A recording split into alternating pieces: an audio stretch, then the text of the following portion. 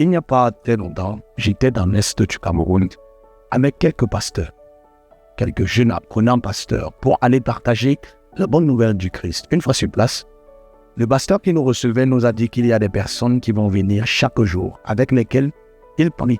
Et ces personnes sont possédées par des démons. Et là, ça devient sérieux. Nous ne nous attendons pas de pour ces personnes, mais nous prenons le temps de parler avec eux.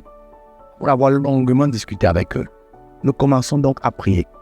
Sans véritable expérience dans le domaine, chacun disait ce qu'il pouvait dire, afin que ces personnes soient aidées. Après une longue première journée, de chants, de prières, de déclarations, la fin n'est pas finie. Le deuxième jour, ces personnes viennent et nous prions pour eux, sauf que cette fois-ci, nous prions non pas avec des déclarations propres à nous, mais nous déclarons ce que disent les Écritures.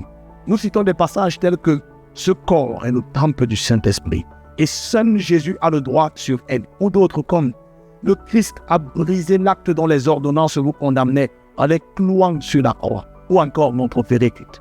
Là où est l'Esprit de Dieu, là aussi est la liberté. Et sur le coup, l'effet est incroyable. Ces personnes se jettent au sol, poussent des grands cris, gémissent et s'agitent d'une autre chose.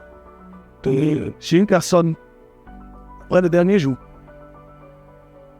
nous continuons de prier et nous écoutons des révélations choquantes de ce que les démons nous disent. Mais nous ne nous laissons pas distraire par ça.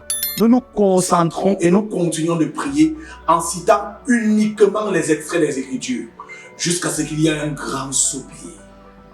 Et ces personnes expirent parce que la délivrance de Dieu a été constatée. La parole de Dieu est puissante. Dans Hébreux chapitre 4, le verset 12, la Bible dit « La parole de Dieu est vivante, elle est pleine de force, elle coupe mieux qu'une épée à double tranchant. La parole de Dieu entre en nous en profondeur.